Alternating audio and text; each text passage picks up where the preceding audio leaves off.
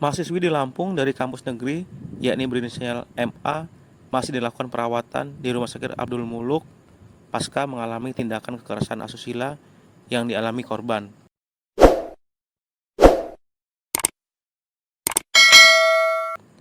Direktur Damar, Afrintina, mengatakan pihaknya secara tegas telah menerima kuasa dari korban untuk pendampingan hukumnya.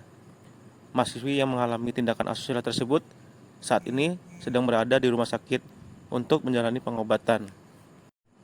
Ia mengatakan korban psikologisnya terganggu hingga korban nekat dengan melakukan percobaan bunuh diri. Korban mengalami kekerasan seksual tersebut pada tahun 2024. Akan tetapi saat ini memang masih dalam proses pendampingan oleh Damar. Korban mengalami tindakan kekerasan seksual yang dilakukan oleh sesama mahasiswa. Damar akan melakukan pendampingan hukum terhadap korban tersebut yang berkaitan dengan klien kami atas nama MA gitu, sepenuhnya